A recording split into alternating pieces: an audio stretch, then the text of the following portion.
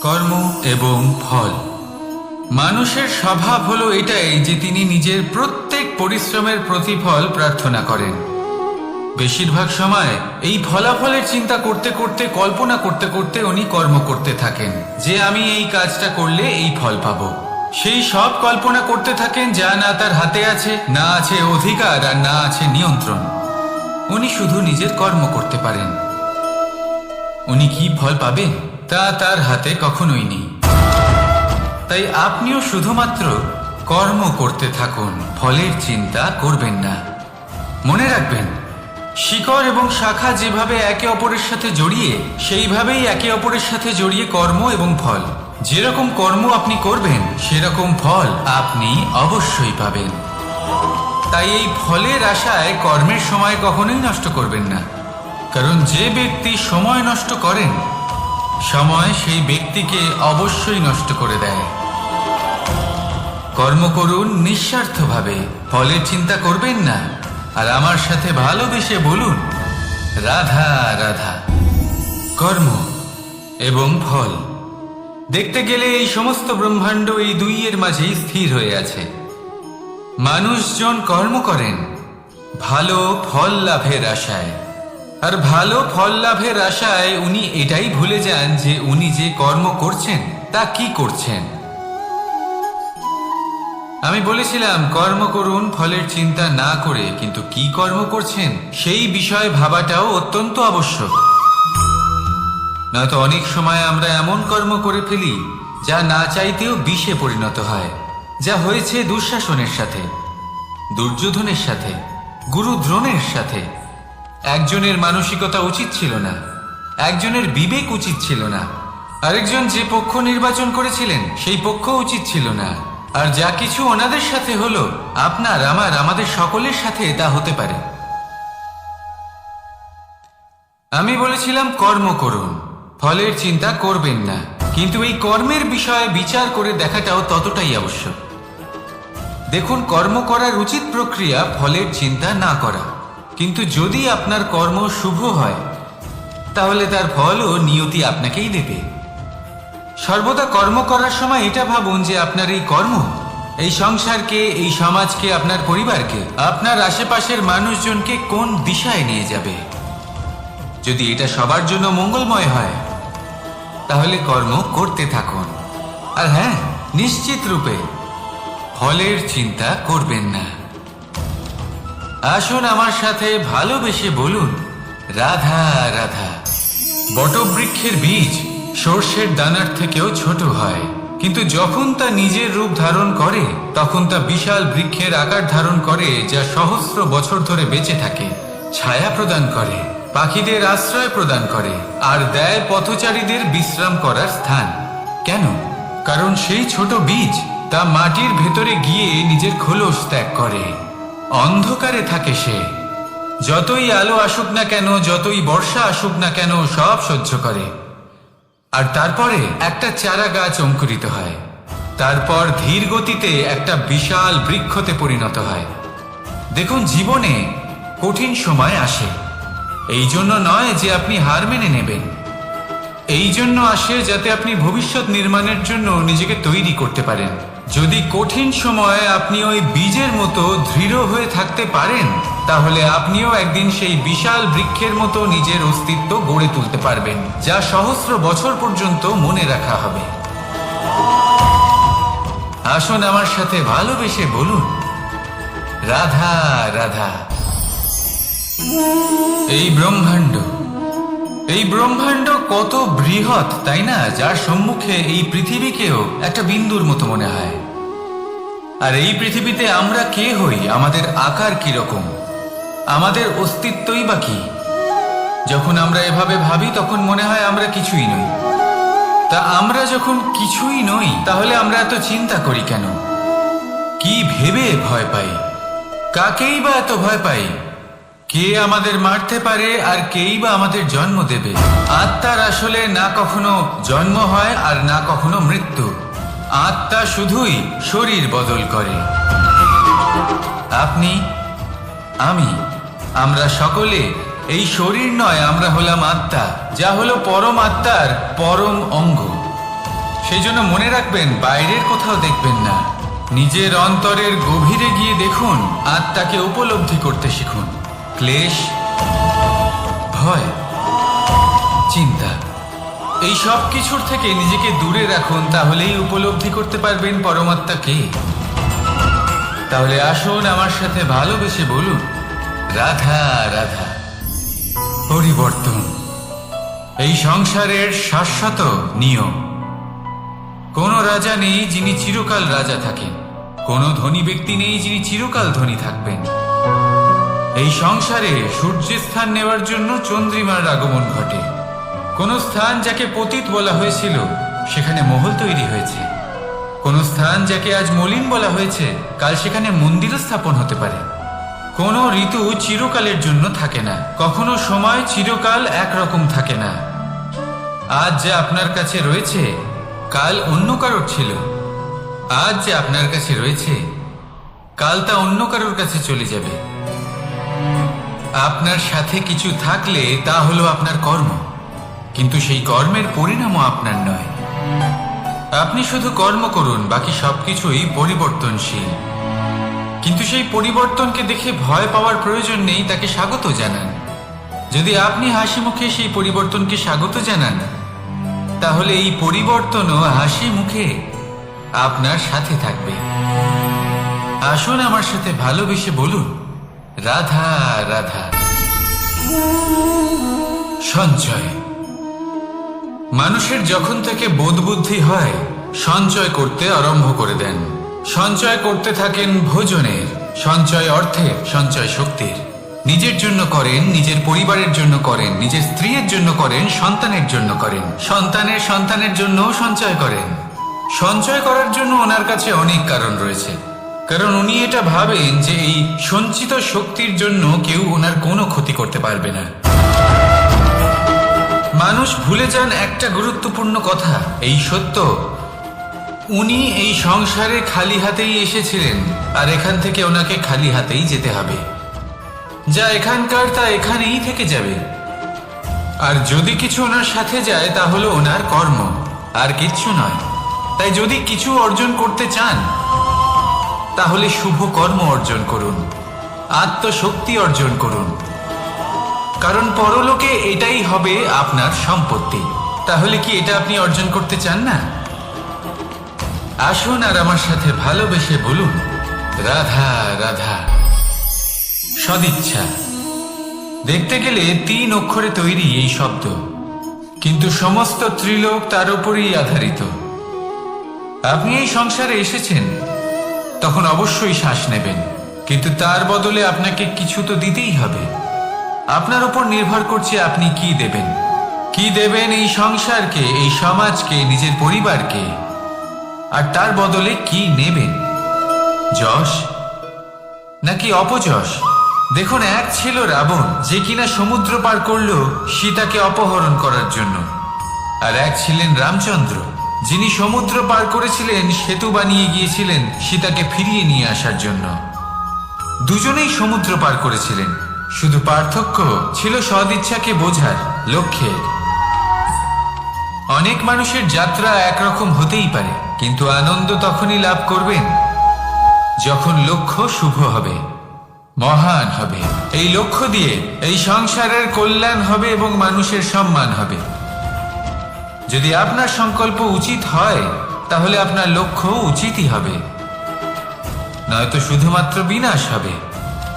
আর উচিত এটাই হবে যে বিনাশের হাত থেকে যেন নিজেকে বাঁচানো যায়, কি বলেন?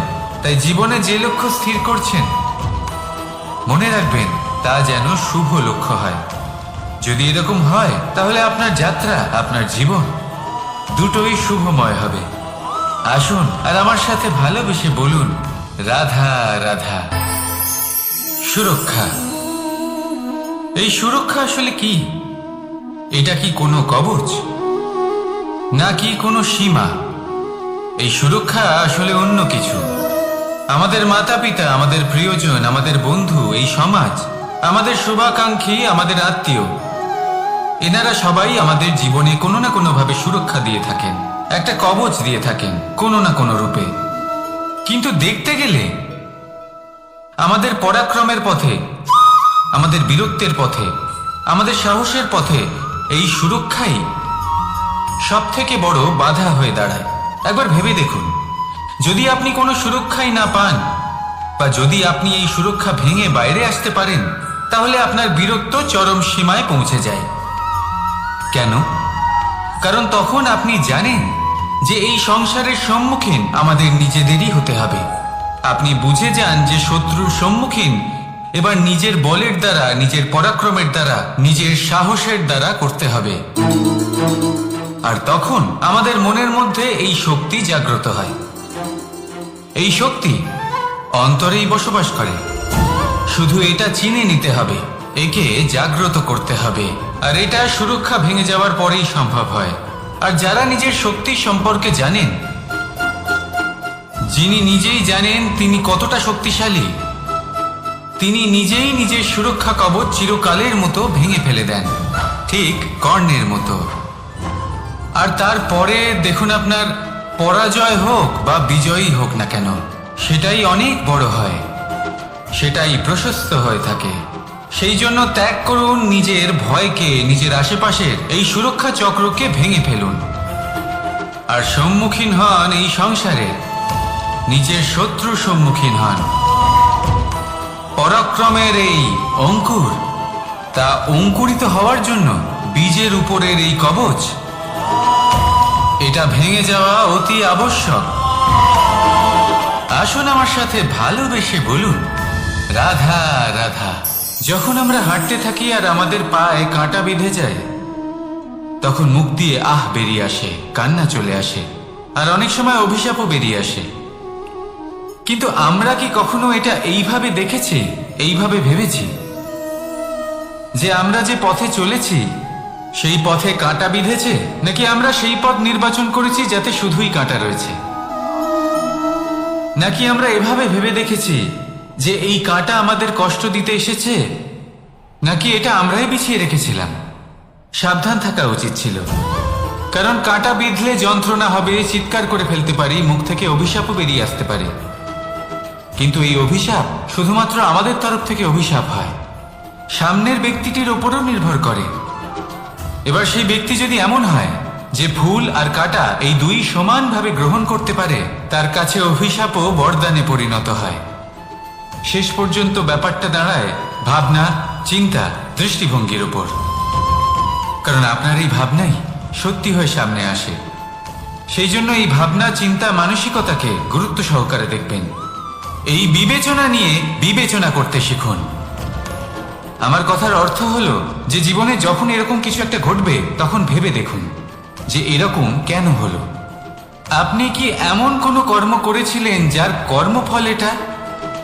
এমন কোনো কাজ যা অনুচিত ছিল, অসত্য ছিল, যা অভদ্রতার কারণ ছিল? ভেবে দেখা প্রয়োজন। দেখুন, ইচ্ছে হলো আপনার যে আপনি কি করতে চান, ভাবনা আপনার, সত্য আপনার, জীবন আপনার, সিদ্ধান্ত আপনার। আসুন আর আমার সাথে ভালোবেসে বলুন, রাধা রাধা।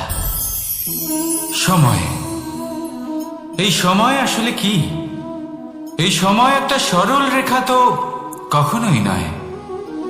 সময় হলো একটা চক্র, যেখানে এর আদি সেখানেই হলো এর অন্ত, আর যেখানে তা শেষ হয় সেখান থেকেই তার শুরু হয়। এই সময় একটা অত্যন্ত বিচিত্র চিন্তা, বিচিত্র ভাবনা, একটা বিচিত্র বস্তু যা কেউ বুঝতে পারেন না।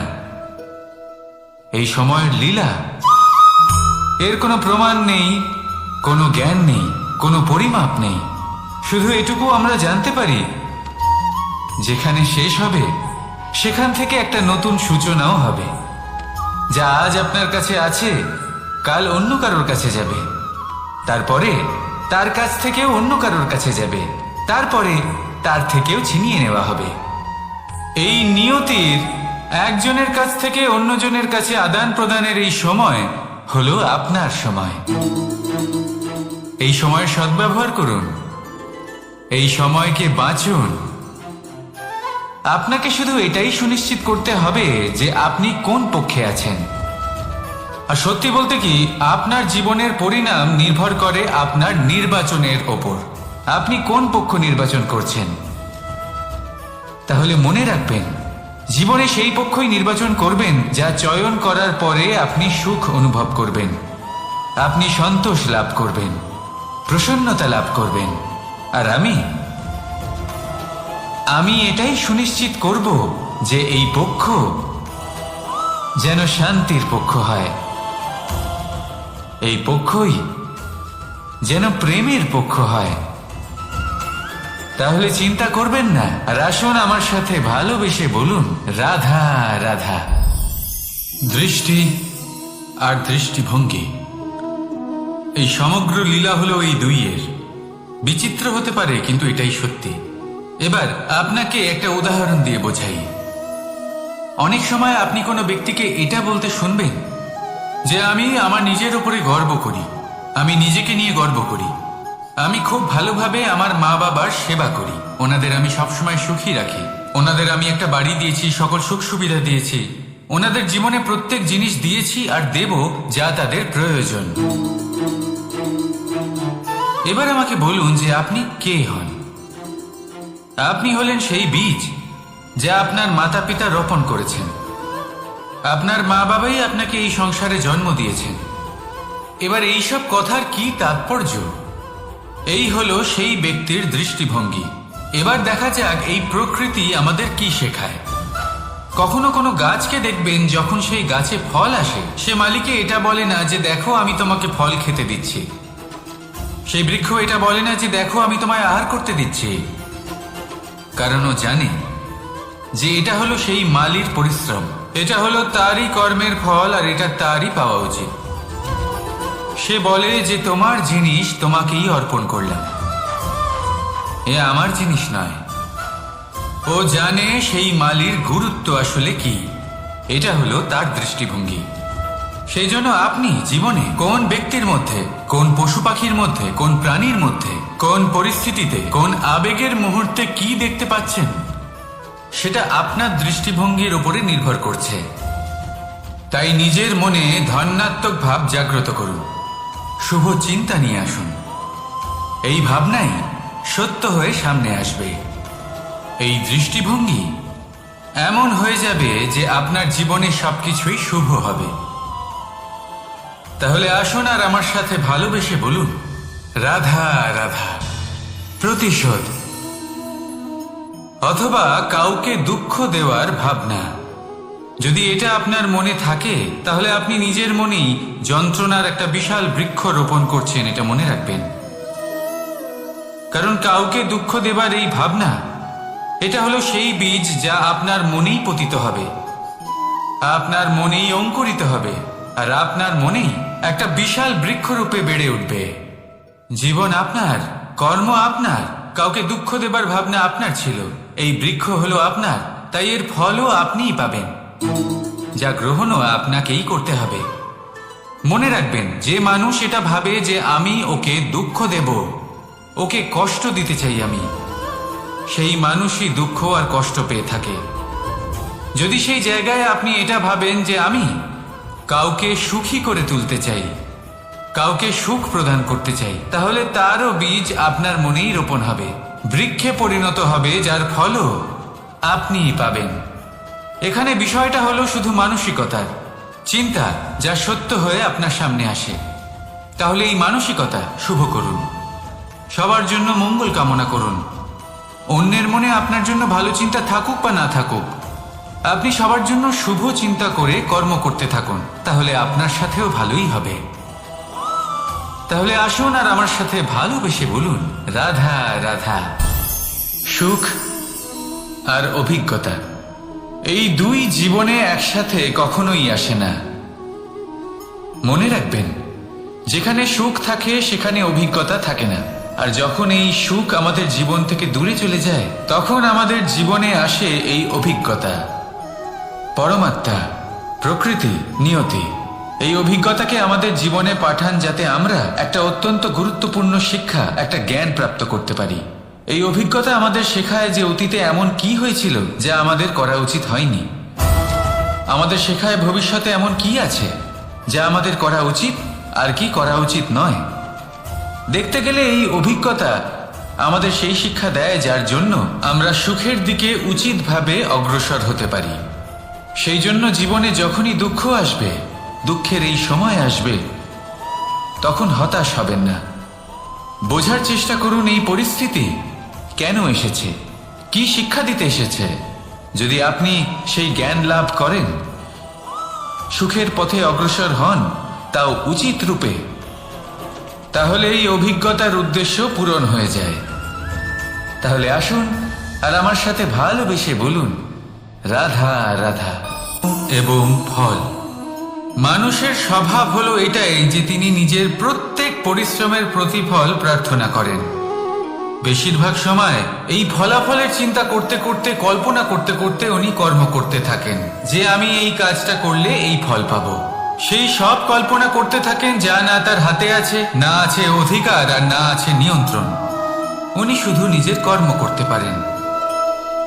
উনি কি ফল পাবেন তা তার হাতে কখনোই নেই। তাই আপনিও শুধুমাত্র কর্ম করতে থাকুন, ফলের চিন্তা করবেন না। মনে রাখবেন, শিকড় এবং শাখা যেভাবে একে অপরের সাথে জড়িয়ে, সেইভাবেই একে অপরের সাথে জড়িয়ে কর্ম এবং ফল। যেরকম কর্ম আপনি করবেন, সেরকম ফল আপনি অবশ্যই পাবেন। তাই এই ফলের আশায় কর্মের সময় কখনোই নষ্ট করবেন না, কারণ যে ব্যক্তি সময় নষ্ট করেন, সময় সেই ব্যক্তিকে অবশ্যই নষ্ট করে দেয়। কর্ম করুন নিঃস্বার্থভাবে, ফলের চিন্তা করবেন না। আর আমার সাথে ভালোবেসে বলুন, রাধা রাধা। কর্ম এবং ফল, দেখতে গেলে এই সমস্ত ব্রহ্মাণ্ড এই দুইয়ের মাঝেই স্থির হয়ে আছে। মানুষজন কর্ম করেন ভালো ফল লাভের আশায়, আর ভালো ফল লাভের আশায় উনি এটাই ভুলে যান যে উনি যে কর্ম করছেন তা কি করছেন। আমি বলেছিলাম কর্ম করুন ফলের চিন্তা না করে, কিন্তু কি কর্ম করছেন সেই বিষয়ে ভাবাটাও অত্যন্ত আবশ্যক। নয়তো অনেক সময় আমরা এমন কর্ম করে ফেলি যা না চাইতেও বিষে পরিণত হয়। যা হয়েছে দুঃশাসনের সাথে, দুর্যোধনের সাথে, গুরু দ্রোণের সাথে। একজনের মানসিকতা উচিত ছিল না, একজনের বিবেক উচিত ছিল না, আরেকজন যে পক্ষ নির্বাচন করেছিলেন সেই পক্ষ উচিত ছিল না। আর যা কিছু ওনাদের সাথে হলো, আপনার, আমার, আমাদের সকলের সাথে তা হতে পারে। আমি বলেছিলাম কর্ম করুন, ফলের চিন্তা করবেন না, কিন্তু এই কর্মের বিষয়ে বিচার করে দেখাটাও ততটাই আবশ্যক। দেখুন, কর্ম করার উচিত প্রক্রিয়া ফলের চিন্তা না করা, কিন্তু যদি আপনার কর্ম শুভ হয়, তাহলে তার ফলও নিয়তি আপনাকেই দেবে। সর্বদা কর্ম করার সময় এটা ভাবুন যে আপনার এই কর্ম এই সংসারকে, এই সমাজকে, আপনার পরিবারকে, আপনার আশেপাশের মানুষজনকে কোন দিশায় নিয়ে যাবে। যদি এটা সবার জন্য মঙ্গলময় হয়, তাহলে কর্ম করতে থাকুন। আর হ্যাঁ, নিশ্চিত রূপে ফলের চিন্তা করবেন না। আসুন আমার সাথে ভালোবেসে বলুন, রাধা রাধা। বটবৃক্ষের বীজ সর্ষের দানার থেকেও ছোট হয়, কিন্তু যখন তা নিজের রূপ ধারণ করে, তখন তা বিশাল বৃক্ষের আকার ধারণ করে, যা সহস্র বছর ধরে বেঁচে থাকে, ছায়া প্রদান করে, পাখিদের আশ্রয় প্রদান করে, আর দেয় পথচারীদের বিশ্রাম করার স্থান। কেন? কারণ সেই ছোট বীজ তা মাটির ভেতরে গিয়ে নিজের খোলস ত্যাগ করে। অন্ধকারে থাকে সে, যতই আলো আসুক না কেন, যতই বর্ষা আসুক না কেন, সব সহ্য করে। আর তারপরে একটা চারা গাছ অঙ্কুরিত হয়, তারপর ধীর গতিতে একটা বিশাল বৃক্ষতে পরিণত হয়। দেখুন, জীবনে কঠিন সময় আসে, এই জন্য নয় যে আপনি হার মেনে নেবেন। এই জন্য আসে যাতে আপনি ভবিষ্যৎ নির্মাণের জন্য নিজেকে তৈরি করতে পারেন। যদি কঠিন সময়ে আপনি ওই বীজের মতো দৃঢ় হয়ে থাকতে পারেন, তাহলে আপনিও একদিন সেই বিশাল বৃক্ষের মতো নিজের অস্তিত্ব গড়ে তুলতে পারবেন, যা সহস্র বছর পর্যন্ত মনে রাখা হবে। আসুন আমার সাথে ভালোবেসে বলুন, রাধা রাধা। এই ব্রহ্মাণ্ড কত বৃহৎ, তাই না? যার সম্মুখে এই পৃথিবীকেও একটা বিন্দুর মতো মনে হয়। আর এই পৃথিবীতে আমরা কে হই, আমাদের আকার কিরকম, আমাদের অস্তিত্বই বা কি? যখন আমরা এভাবে ভাবি তখন মনে হয় আমরা কিছুই নই। তা আমরা যখন কিছুই নই তাহলে আমরা এত চিন্তা করি কেন? কি ভেবে ভয় পাই? কাকেই বা এত ভয় পাই? কে আমাদের মারতে পারে আর কেই বা আমাদের জন্ম দেবে? আত্মার আসলে না কখনো জন্ম হয় আর না কখনো মৃত্যু। আত্মা শুধুই শরীর বদল করে। আপনি, আমি, আমরা সকলে এই শরীর নয়, আমরা হলাম আত্মা, যা হলো পরম আত্মার পরম অঙ্গ। সেজন্য মনে রাখবেন, বাইরের কোথাও দেখবেন না, নিজের অন্তরের গভীরে গিয়ে দেখুন, আত্মাকে উপলব্ধি করতে শিখুন। ক্লেশ, ভয়, চিন্তা, এই সব কিছুর থেকে নিজেকে দূরে রাখুন, তাহলেই উপলব্ধি করতে পারবেন পরমাত্মাকে। তাহলে আসুন আমার সাথে ভালোবেসে বলুন, রাধা রাধা। পরিবর্তন এই সংসারের শাশ্বত নিয়ম। কোন রাজা নেই যিনি চিরকাল রাজা থাকেন, কোন ধনী ব্যক্তি নেই যিনি চিরকাল ধনী থাকবেন। এই সংসারে সূর্যের স্থান নেওয়ার জন্য চন্দ্রিমার আগমন ঘটে। কোন স্থান যাকে পতিত বলা হয়েছিল সেখানে মহল তৈরি হয়েছে। কোন স্থান যাকে আজ মলিন বলা হয়েছে কাল সেখানে মন্দিরও স্থাপন হতে পারে। কোন ঋতু চিরকালের জন্য থাকে না, কখনো সময় চিরকাল একরকম থাকে না। আজ যা আপনার কাছে রয়েছে কাল অন্য কারোর ছিল। আজ যে আপনার কাছে রয়েছে কাল তা অন্য কারোর কাছে চলে যাবে। আপনার সাথে কিছু থাকলে তা হলো আপনার কর্ম, কিন্তু সেই কর্মের পরিণামও আপনার নয়। আপনি শুধু কর্ম করুন, বাকি সবকিছুই পরিবর্তনশীল। কিন্তু সেই পরিবর্তনকে দেখে ভয় পাওয়ার প্রয়োজন নেই, তাকে স্বাগত জানান।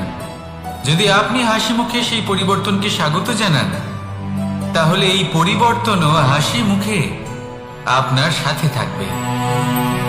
আসুন আমার সাথে ভালোবেসে বলুন, রাধা রাধা। সঞ্চয়। মানুষের যখন থেকে বোধ বুদ্ধি হয় সঞ্চয় করতে আরম্ভ করে দেন। সঞ্চয় করতে থাকেন ভোজনের, সঞ্চয় অর্থের, সঞ্চয় শক্তির। নিজের জন্য করেন, নিজের পরিবারের জন্য করেন, নিজের স্ত্রীর জন্য করেন, সন্তানের জন্য করেন, সন্তানের সন্তানের জন্যও সঞ্চয় করেন। সঞ্চয় করার জন্য ওনার কাছে অনেক কারণ রয়েছে, কারণ উনি এটা ভাবেন যে এই সঞ্চিত শক্তির জন্য কেউ ওনার কোনো ক্ষতি করতে পারবে না।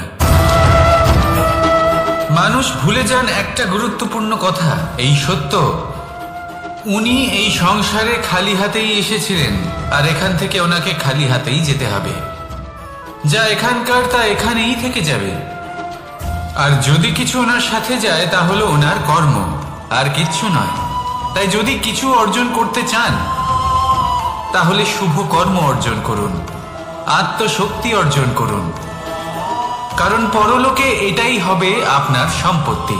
তাহলে কি এটা আপনি অর্জন করতে চান না? আসুন আর আমার সাথে ভালোবেসে বলুন, রাধা রাধা। সদিচ্ছা। দেখতে গেলে 3 অক্ষরে তৈরি এই শব্দ, কিন্তু সমস্ত ত্রিলোক তার উপরেই আধারিত। আপনি এই সংসারে এসেছেন, তখন অবশ্যই শ্বাস নেবেন, কিন্তু তার বদলে আপনাকে কিছু তো দিতেই হবে। আপনার উপর নির্ভর করছে আপনি কি দেবেন। কি দেবেন এই সংসারকে, এই সমাজকে, নিজের পরিবারকে, আর তার বদলে কি নেবেন? যশ নাকি অপযশ? দেখুন, এক ছিল রাবণ, যে কিনা সমুদ্র পার করল সীতাকে অপহরণ করার জন্য, আর এক ছিলেন রামচন্দ্র, যিনি সমুদ্র পার করেছিলেন, সেতু বানিয়ে গিয়েছিলেন সীতাকে ফিরিয়ে নিয়ে আসার জন্য। দুজনেই সমুদ্র পার করেছিলেন, শুধু পার্থক্য ছিল সদিচ্ছাকে বোঝার, লক্ষ্যের।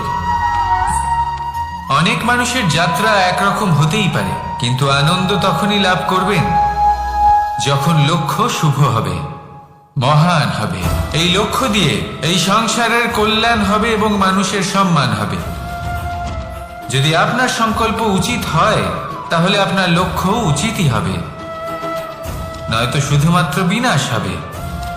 আর উচিত এটাই হবে যে বিনাশের হাত থেকে যেন নিজেকে বাঁচানো যায়, কি বলেন? তাই জীবনে যে লক্ষ্য স্থির করছেন মনে রাখবেন তা যেন শুভ লক্ষ্য হয়। যদি এরকম হয় তাহলে আপনার যাত্রা, আপনার জীবন দুটোই শুভময় হবে। আসুন আর আমার সাথে ভালোবেসে বলুন, রাধা রাধা। সুরক্ষা। এই সুরক্ষা আসলে কি? এটা কি কোনো কবচ, নাকি কোনো সীমা? এই সুরক্ষা আসলে অন্য কিছু। আমাদের মাতা পিতা, আমাদের প্রিয়জন, আমাদের বন্ধু, এই সমাজ, আমাদের শুভাকাঙ্ক্ষী, আমাদের আত্মীয়, এনারা সবাই আমাদের জীবনে কোনো না কোনো ভাবে সুরক্ষা দিয়ে থাকেন, একটা কবচ দিয়ে থাকেন কোনো না কোনো রূপে। কিন্তু দেখতে গেলে আমাদের পরাক্রমের পথে, আমাদের বীরত্বের পথে, আমাদের সাহসের পথে এই সুরক্ষাই সব থেকে বড় বাধা হয়ে দাঁড়ায়। একবার ভেবে দেখুন, যদি আপনি কোনো সুরক্ষাই না পান, বা যদি আপনি এই সুরক্ষা ভেঙে বাইরে আসতে পারেন, তাহলে আপনার বীরত্ব চরম সীমায় পৌঁছে যায়। কেন? কারণ তখন আপনি জানেন যে এই সংসারের সম্মুখীন আমাদের নিজেদেরই হতে হবে। আপনি বুঝে যান যে শত্রুর সম্মুখীন এবার নিজের বলের দ্বারা, নিজের পরাক্রমের দ্বারা, নিজের সাহসের দ্বারা করতে হবে। আর তখন আমাদের মনের মধ্যে এই শক্তি জাগ্রত হয়। এই শক্তি অন্তরেই বসবাস করে। শুধু এটা চিনে নিতে হবে, একে জাগ্রত করতে হবে। আর এটা সুরক্ষা ভেঙে যাওয়ার পরেই সম্ভব হয়। আর যারা নিজের শক্তি সম্পর্কে জানেন, যিনি নিজেই জানেন তিনি কতটা শক্তিশালী, তিনি নিজেই নিজের সুরক্ষা কবচ চিরকালের মতো ভেঙে ফেলে দেন, ঠিক কর্ণের মতো। আর তারপরে দেখুন, আপনার পরাজয় হোক বা বিজয়ী হোক না কেন, সেটাই অনেক বড় হয়, সেটাই প্রশস্ত হয়ে থাকে। সেই জন্য ত্যাগ করুন নিজের ভয়কে, নিজের আশেপাশের এই সুরক্ষা চক্রকে ভেঙে ফেলুন। আর সম্মুখীন হন এই সংসারে, নিজের শত্রুর সম্মুখীন হন। পরাক্রমের এই অঙ্কুর, তা অঙ্কুরিত হওয়ার জন্য বীজের উপরের এই কবচ, এটা ভেঙে যাওয়া অতি আবশ্যক। আসুন আমার সাথে ভালোবেসে বলুন, রাধা রাধা। যখন আমরা হাঁটতে থাকি আর আমাদের পায়ে কাঁটা বেঁধে যায়, তখন মুখ দিয়ে আহ বেরিয়ে আসে, কান্না চলে আসে, আর অনেক সময় অভিশাপও বেরিয়ে আসে। কিন্তু আমরা কি কখনো এটা এইভাবে দেখেছি, এইভাবে ভেবেছি যে আমরা যে পথে চলেছি সেই পথে কাঁটা বিঁধেছে, নাকি আমরা সেই পথ নির্বাচন করেছি যাতে শুধুই কাঁটা রয়েছে? নাকি আমরা এভাবে ভেবে দেখেছি যে এই কাঁটা আমাদের কষ্ট দিতে এসেছে, নাকি এটা আমরাই বিছিয়ে রেখেছিলাম? সাবধান থাকা উচিত ছিল, কারণ কাঁটা বিঁধলে যন্ত্রণা হবে, চিৎকার করে ফেলতে পারি, মুখ থেকে অভিশাপও বেরিয়ে আসতে পারে। কিন্তু এই অভিশাপ শুধুমাত্র আমাদের তরফ থেকে অভিশাপ হয়, সামনের ব্যক্তিটির উপরও নির্ভর করে। এবার সেই ব্যক্তি যদি এমন হয় যে ফুল আর কাঁটা এই দুই সমানভাবে গ্রহণ করতে পারে, তার কাছে অভিশাপও বরদানে পরিণত হয়। শেষ পর্যন্ত ব্যাপারটা দাঁড়ায় ভাবনা, চিন্তা, দৃষ্টিভঙ্গির উপর। কারণ আপনার এই ভাবনাই সত্যি হয়ে সামনে আসে। সেই জন্য এই ভাবনা, চিন্তা, মানসিকতাকে গুরুত্ব সহকারে দেখবেন। এই বিবেচনা নিয়ে বিবেচনা করতে শিখুন। আমার কথার অর্থ হলো যে জীবনে যখন এরকম কিছু একটা ঘটবে, তখন ভেবে দেখুন যে এরকম কেন হলো। আপনি কি এমন কোনো কর্ম করেছিলেন যার কর্মফল এটা? এমন কোনো কাজ যা অনুচিত ছিল, অসত্য ছিল, যা অভদ্রতার কারণ ছিল? ভেবে দেখা প্রয়োজন। দেখুন, ইচ্ছে হলো আপনার যে আপনি কি করতে চান, ভাবনা আপনার, সত্য আপনার, জীবন আপনার, সিদ্ধান্ত আপনার। আসুন আর আমার সাথে ভালোবেসে বলুন, রাধা রাধা। সময়। এই সময় আসলে কি? এই সময় একটা সরল রেখা তো কখনোই নয়। সময় হলো একটা চক্র, যেখানে এর আদি সেখানেই হলো এর অন্ত, আর যেখানে তা শেষ হয় সেখান থেকেই তার শুরু হয়। এই সময় একটা অত্যন্ত বিচিত্র চিন্তা, বিচিত্র ভাবনা, একটা বিচিত্র বস্তু যা কেউ বুঝতে পারেন না। এই সময়ের লীলা, এর কোনো প্রমাণ নেই, কোনো জ্ঞান নেই, কোনো পরিমাপ নেই। শুধু এটুকু আমরা জানতে পারি, যেখানে শেষ হবে সেখান থেকে একটা নতুন সূচনাও হবে। যা আজ আপনার কাছে আছে কাল অন্য কারোর কাছে যাবে, তারপরে তার কাছ থেকেও অন্য কারোর কাছে যাবে, তারপরে তার থেকেও ছিনিয়ে নেওয়া হবে। এই নিয়তির একজনের কাছ থেকে অন্যজনের কাছে আদান প্রদানের এই সময় হলো আপনার সময়। এই সময়ের সদ্ব্যবহার করুন, এই সময়কে বাঁচুন। আপনাকে শুধু এটাই সুনিশ্চিত করতে হবে যে আপনি কোন পক্ষে আছেন। আর সত্যি বলতে কি, আপনার জীবনের পরিণাম নির্ভর করে আপনার নির্বাচনের ওপর। আপনি কোন পক্ষ নির্বাচন করছেন। তাহলে মনে রাখবেন, জীবনে সেই পক্ষই নির্বাচন করবেন যা চয়ন করার পরে আপনি সুখ অনুভব করবেন, আপনি সন্তোষ লাভ করবেন, প্রসন্নতা লাভ করবেন। আর আমি এটাই সুনিশ্চিত করব যে এই পক্ষ যেন শান্তির পক্ষ হয়, এই পক্ষই যেন প্রেমের পক্ষ হয়। তাহলে চিন্তা করবেন না, আর আসুন আমার সাথে ভালোবেসে বলুন, রাধা রাধা।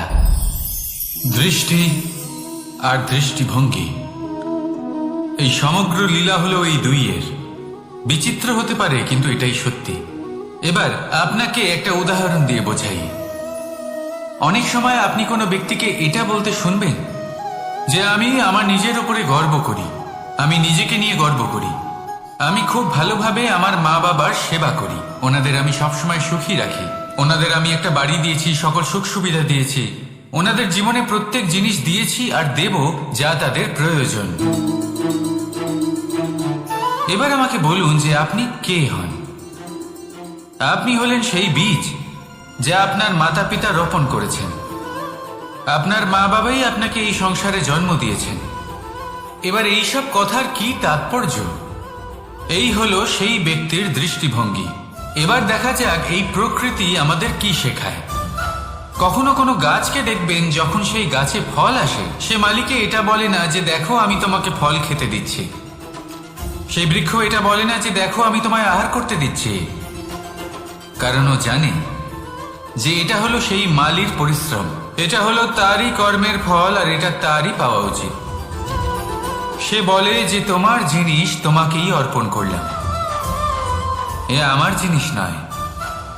ও জানে সেই মালির গুরুত্ব আসলে কি। এটা হলো তার দৃষ্টিভঙ্গি। সেই জন্য আপনি জীবনে কোন ব্যক্তির মধ্যে, কোন পশু পাখির মধ্যে, কোন প্রাণীর মধ্যে, কোন পরিস্থিতিতে, কোন আবেগের মুহূর্তে কি দেখতে পাচ্ছেন, সেটা আপনার দৃষ্টিভঙ্গির উপরে নির্ভর করছে। তাই নিজের মনে ধনাত্মক ভাব জাগ্রত করুন, শুভ চিন্তা নিয়ে আসুন। এই ভাবনাই সত্য হয়ে সামনে আসবে। এই দৃষ্টিভঙ্গি এমন হয়ে যাবে যে আপনার জীবনে সবকিছুই শুভ হবে। তাহলে আসুন আর আমার সাথে ভালোবেসে বলুন, রাধা রাধা। প্রতিশোধ অথবা কাউকে দুঃখ দেওয়ার ভাবনা, যদি এটা আপনার মনে থাকে, তাহলে আপনি নিজের মনেই যন্ত্রণার একটা বিশাল বৃক্ষ রোপণ করছেন, এটা মনে রাখবেন। কারণ কাউকে দুঃখ দেবার এই ভাবনা, এটা হলো সেই বীজ যা আপনার মনেই পতিত হবে, আপনার মনেই অঙ্কুরিত হবে, আর আপনার মনেই একটা বিশাল বৃক্ষরূপে বেড়ে উঠবে। জীবন আপনার, কর্ম আপনার, কাউকে দুঃখ দেবার ভাবনা আপনার ছিল, এই বৃক্ষ হলো আপনার, তাই এর ফলও আপনিই পাবেন, যা গ্রহণও আপনাকেই করতে হবে। মনে রাখবেন, যে মানুষ এটা ভাবে যে আমি ওকে দুঃখ দেব, ওকে কষ্ট দিতে চাই আমি, সেই মানুষই দুঃখ আর কষ্ট পেয়ে থাকে। যদি সেই জায়গায় আপনি এটা ভাবেন যে আমি কাউকে সুখী করে তুলতে চাই, কাউকে সুখ প্রদান করতে চাই, তাহলে তারও বীজ আপনার মনেই রোপণ হবে, বৃক্ষে পরিণত হবে, যার ফলও আপনিই পাবেন।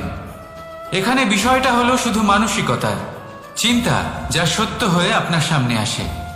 তাহলে এই মানসিকতা শুভ করুন, সবার জন্য মঙ্গল কামনা করুন। অন্যের মনে আপনার জন্য ভালো চিন্তা থাকুক বা না থাকুক, আপনি সবার জন্য শুভ চিন্তা করে কর্ম করতে থাকুন, তাহলে আপনার সাথেও ভালোই হবে। তাহলে আসুন আর আমার সাথে ভালোবেসে বলুন, রাধা রাধা।